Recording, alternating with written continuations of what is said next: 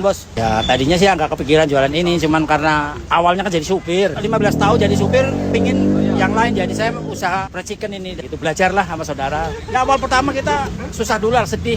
Selama 2 bulan jualan kayak nggak laku. Tapi kita tabah tetap jalanin terus. Lama-lama akhirnya sampai sekarang ada hasilnya, pelanggannya banyak. Waktu jualan pertama paling 4 ekor bos, 4 ekor ayam. Sekitar 30-an potong, itu aja nggak pernah habis. Dari jam 2 sampai jam 9 malam. Luar biasa, melelahkan banget itu. Makanya kebanyakan orang jualan baru merintis nggak kuat. Karena pasti mengalami 2 bulan atau 3 bulan masa yang sulitnya itu.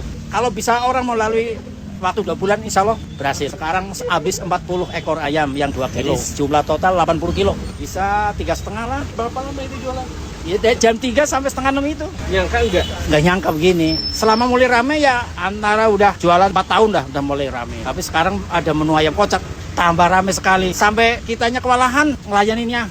Ya usahanya kita sama pembeli itu kita harus ramah lah. Kadang kita ngadepin pembeli kan ada yang marah-marah, ada yang minta ini lah itu. Ya kita ngalah untuk menang istilahnya lah. Turutin aja, minta kriuk, minta ceker apa. Itu ayam kocak itu awalnya kepikiran gimana Pak? Ayam biasa ini kan kelihatannya kayak mau bosan. Jadi saya punya ide coba dikasih ayam kocak, maksudnya dibalurin dengan saus gitulah. Sausnya pakai Gourmet extra pedas sama barbecue. Ditambah wijen di sangrai. Belum ada Jakarta, belum ada di mana-mana, belum. Ya, sama saya kadang ngasih motivasi temen suruh jualan seperti saya biar merasakan ramenya teman-teman yang jualan chicken di sono.